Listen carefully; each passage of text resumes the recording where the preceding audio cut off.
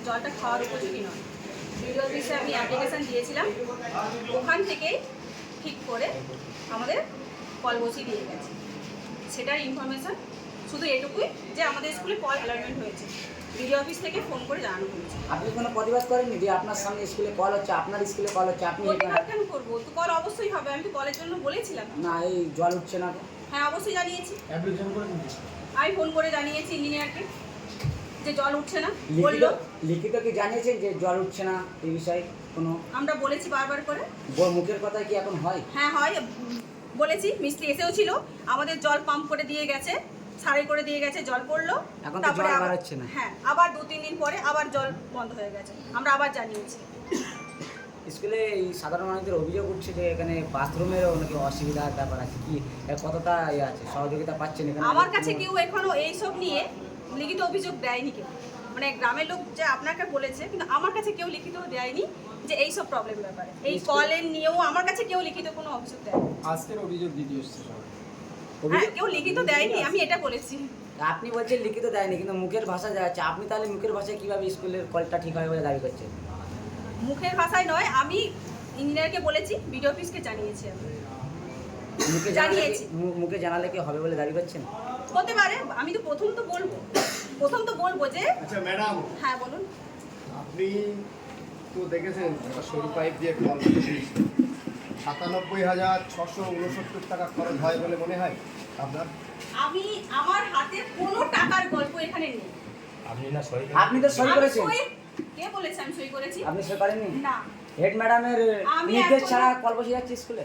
আমি BDO office থেকে call allotment হয়েছে, কল বসেছে, কোনো কাগজে কলমে আমি সই করিনি এখন। আচ্ছা এখানে পিএসসি কমিটি হয়নি? না। কমিটি আপনি জানাননি? হ্যাঁ জানিয়েছি। আমরা তো একাধিকবার আপনার কাছে এসেছি কমিটি করার জন্য। হ্যাঁ। আপনি কি বলেছেন এই সমস্যা ভোট সামনে পঞ্চায়েত মিটে যাক, আমরা দেখছি একদিন প্রশাসন থেকে আমাদের বিরোধী পক্ষরা ছিল না, তারপরে কমিটি আপনি করেননি। আপনি ঠিক আছে, বলেছেন যে পঞ্চায়েত আপনি এও বলেছেন প্রত্যেকটা অফিসেও স্কুল জানিয়েছি, অফিসে বললো আমরা স্কুলের গার্জেন সদস্য, আমি তাহলে অর্ডার আপনার দিলে অবশ্যই জানানোর দরকার ছিল যে একটা স্কুলে আমার কলের সমস্যা, আমি ভিডিওকে জানিয়েছি, একটা কল অ্যালটমেন্ট হয়েছে, এটা কলটা বসাতে আসছে, আপনারা কি বলছেন এটা আপনার করা উচিত ছিল কি? অ্যাকচুয়ালি বললে এখনো তো বিএসসি মিটিংটা হয়নি। ঠিকই আছে, কিন্তু আপনার গার্জেন হিসেবে আপনার কল করার দরকার ছিল, যেহেতু আমাদের নাম্বার আপনার কাছে আছে বা এখানকার যে পঞ্চায়েত আছে, বিডিও অফিস পঞ্চায়েতকে থেকে কল সব অ্যালটমেন্ট হয়েছে, ঠিক আছে। কল করেছে। এখানে এই বুথের যে পঞ্চায়েত মেম্বার আপনার জানানো উচিত ছিল কি? আমি ওই সিরাজুল ভাইকে জানিয়েছি। সিরাজুল পঞ্চায়েত না, ও তো এখন তো সিরাজুল ভাইকে, এখন তো প্রেসিডেন্ট। ঠিক আছে, সিরাজুল ভাইকে আপনি জানিয়েছেন যে কলটা জল উঠছে না তারপরে ওই বা এত টাকা খরচা আকবর হয়েছে? ভাই, হ্যাঁ, ওকেও জানিয়েছি। কাকে বলেছেন? আকবর ভাই। ওই জান্নাতিনের আচ্ছা ঠিক আছে, ওনাকে জানিয়েছি। কলটায় 97,000 টাকা খরচ হয়েছে কি? আমি আপনার কি টাকা মনে হয়? দেবো জানি না। আমি কি করে কেন জানবো? আপনি আপনি স্কুলে হেড ম্যাডাম, কতটা পাইপ হয়েছে না আমার অ্যাকাউন্টে তো টাকা ঢোকেও নি, ওরা অ্যাডমিট সব করেছে টাকা। হয়েছে। ম্যাডাম, সেটা টাকার উপরে আপনি জানবো ভালো কি করে করে? সাধারণ আপনার এই স্কুলের হেড মানে যাবতীয় দায়িত্ব স্কুলের উন্নয়ন থেকে শুরু করে এবং ভালো মন্দ সমস্তটা দেখার দায়িত্ব আপনার। অবশ্যই। কতটা আমরা পাইপ গ্রামবাসী হয়েছে, আপনাকে সহযোগিতা করতে হবে, আপনার help জলটা করতে ভালো হবে। হয়েছে কিনা, কতটা জলটা পাইপ ভালো হয়েছে হয়েছে, কিনা, কলটা আগেও আপনার উচিত ছিল শিডিউলটা দেখা, কোন কল পাস কাগজ হয়েছে। এখনো আসেনি। আসেনি কেন আপনি বসে? তাহলে আপনি কল বসাচ্ছিলেন, কিসের কল আসছিল আপনি জানেন না? হ্যাঁ, কল জানি, আমাকে ফোন করে জানানো হয়েছে। তো আপনাকে কোনো পেপার দেখানো হয়নি? না। কেন আপনি তাহলে বসাচ্ছিলেন? অনুমতি দিলেন কেন? কোনো দুর্নীতির জিনিস হতো?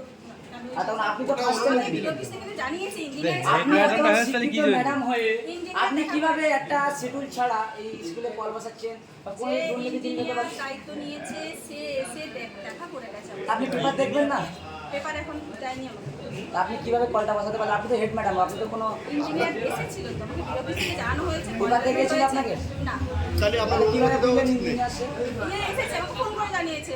ফোন যে করে ইঞ্জিনিয়ার যাচ্ছে, জায়গাটা দেখবে। এইসব বলতে এখন কি চাইছেন গ্রামবাসী যে এই যে একটা ক্ষোভের মুখে পড়ছেন এই গ্রামবাসী, কি বলবেন যে এরা অভিযোগ উঠছে কলে জল উঠছে না, কিন্তু অবশ্যই আমি 97,000 টাকা কল বসিয়েছে? অবশ্যই বিডিও অফিসে আমি কমপ্লেন করবো এবারে, লিখিত কমপ্লেন করবো। ম্যাডাম আমাদের শুনুন, আমরা যে আজকে এসেছি তার আমাদের 3টে দাবি।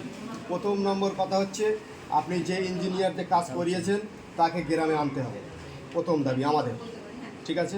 দ্বিতীয় দাবি হচ্ছে আমরা কলটা কোন কল পাস হয়েছে, যেহেতু অ্যামাউন্টটা যা তাতে সাবমার্সাল পাস হয়েছে আমার যতটুকু ধারণা।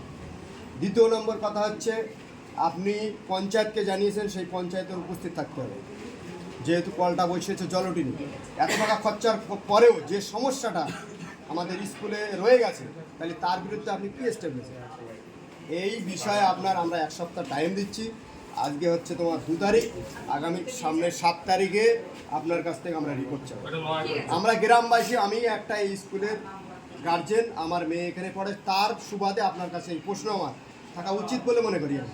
যেহেতু আপনি এর আগে আমাকে বলেছেন প্রত্যেকটা ছাত্রছাত্রীর গার্জেন হচ্ছে ভিসি কমিটির মেম্বার, সেই সুবাদে আপনার কাছে এটা আমার দাবি।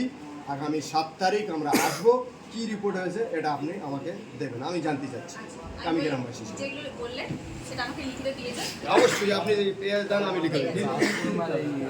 আর একটা কথা হচ্ছে, আমরা দেখছি বা খেয়াল করছি মাস্টার 11টা 40-এ, যে মাস্টার হোক, গ্রামবাসী হোক বাইরের হোক, 11টা 40-এ স্কুলে অ্যাটেন্ড করতে হবে। ছুটির টাইম 10টা 40-এ, এবং ছুটি যে টাইমটা, সেই টাইমটা স্কুল ছাড়তে হবে। নিয়মিত প্রত্যেকটা ক্লাসে পড়াশুনো যত ভালো হয়, আমরা দেখছি স্কুলটা তলানিতে চলে যাওয়ার লাইন হয়ে গেছে।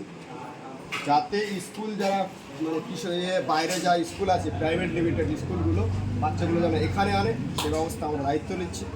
স্কুলের পড়াশোনার দিকটা আপনার দেখার দায়িত্ব বলে আমি মনে করি। আর আপনি কড়া স্টেপ নেন মাস্টারদের বিরুদ্ধে। 10টা 40-এ পরে আসলে ঢুকতে দেবেন না। আপনার পাশে আমরা রয়েছি, যেই হোক সে, আপনার পাশে আমরা থাকবো। অবশ্যই জানাবেন যে এই মাস্টার আমার হুমকি দিয়েছে, কি করেছে আপনি বলবেন। অবশ্যই আপনি যে অভিযোগ করছেন, আমরা থাকবো, প্রশাসন আপনার পাশে থাকবে। স্কুলের রুলস যেমন হবে তেমনভাবে স্কুল চলবে, এর বাইরে কোনো কিছু না। 11টা পার হয়ে গেলে কি স্কুলে মাস্টার ঢোকে বলে দাবি? 12টায় ঢোকে, 11টা দূরের কথা, 12টায় ঢোকে। কি অভিযোগ? মারাত্মক অভিযোগ। মারাত্মক, আমি প্রমাণ দিয়ে দেবো, ফুটেজ রয়েছে আমাদের কাছে, প্রমাণ দিয়ে দেবো। তাহলে কিন্তু পড়াশোনা আজকের পর থেকে আমরা আগামী 3 জন আমরা চাই না কোনো মাস্টারের ক্ষতি হোক, মাস্টার গুরুজন মনে করি। আমরা স্কুলে পড়েছি। গ্রামবাসী মারাত্মক অভিযোগ করছেন যে মাস্টার 12টার থেকে স্কুলে ঢুকছে। আপনি হেড ম্যাডামের সঙ্গে কি জানাতে চাইছেন? 12টাতে কখনো হয় না, ঠিক আছে? তো ওই একটু 11টা 10-15 হয়। তো ম্যাক্সিমাম টিচাররাই 1-2জন অনেক দূর থেকে আসে, তার জন্য প্রবলেম হয়। বাসে 3-4টে বাস চেঞ্জ করে আসতে হয়, একটা বাস খারাপ হলে একটু লেট হয়ে যায়। তবে ম্যাক্সিমাম দিনই 11টা দিন 11টার মধ্যেই আসে। টাইম মেনটেন যে করা অভিযোগ প্রয়োজন, গ্রামবাসীরা টিচারের পড়াশোনা টাইম বাড়িয়ে মেনটেন দেওয়া করা হচ্ছে বলে প্রয়োজন। দাবি করছে। গাফিলতি হয় না অতটা। এবার এই যে আজকে সব অভিযোগ করছে, কেউ এর আগে কখনো জানানো হয় না। আমাকে লিখিত জানায়নি এখন, আমি এটা বলতে পারি।